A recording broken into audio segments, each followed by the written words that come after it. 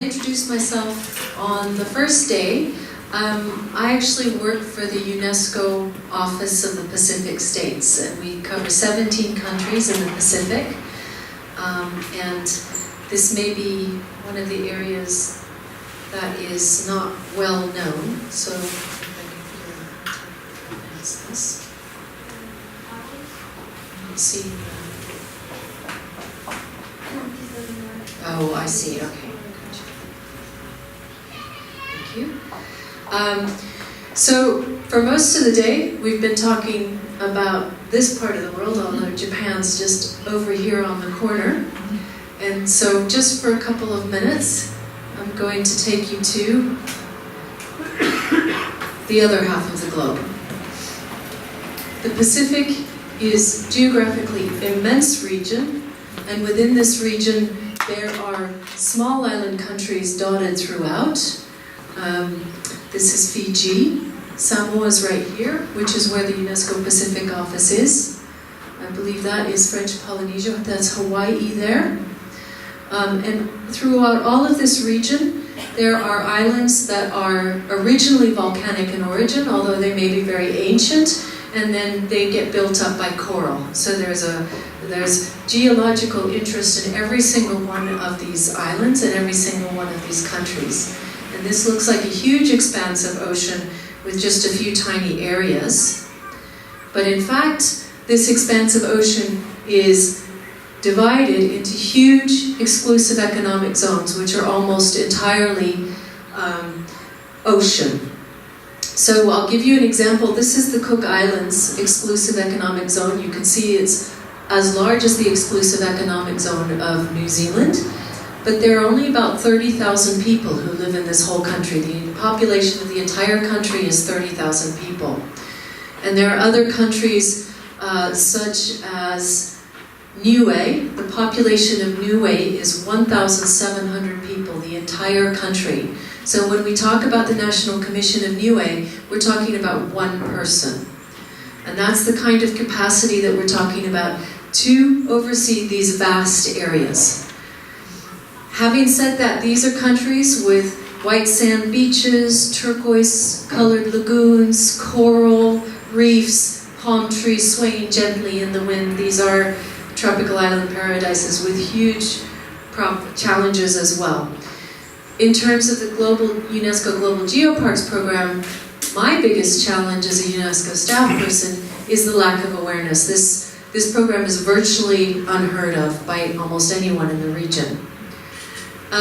There's also, for the total population of the whole region, including Papua New Guinea, is only 7 million people.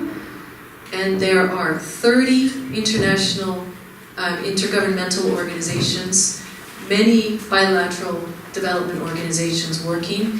And sometimes the governments say to us, it's just one person knocking on the door after the other. So one agency comes and says, well, why don't you do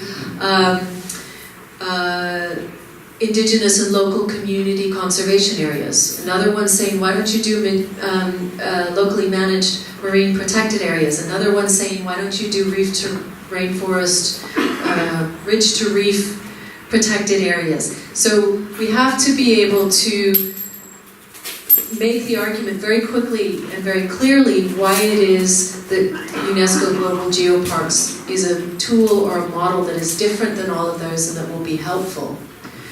There's also something that many people have been discussing this week, is there's a strong community distrust of these site designations. They immediately feel like this is a way of wresting control over their lands from them.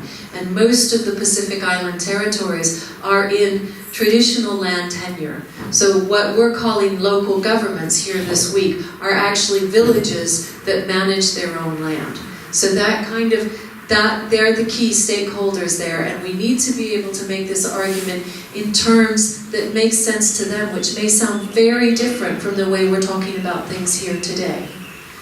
And finally, of course, the lack of financial resources. And I'm going to be very blunt here. I think when we say that it's obligatory for a global geopark to contribute to the GGN, that's going to be a very big challenge that we're going to face. The roadmap of next steps Over the next couple of months, I'm going to be working with partners in the Pacific on developing a sustainable tourism initiative for UNESCO site designations. So we're going to be working with the UN World Tourism Organization, the South Pacific Tourism Organization, and some other partners. And through the course of these discussions with ministers and other stakeholders, I'm going to start talking about UNESCO Global Geoparks and why they're such a good model for their countries. So then hopefully we'll get one country that's going to express an interest, and we'll focus on working with that country to develop an aspiring global geopark.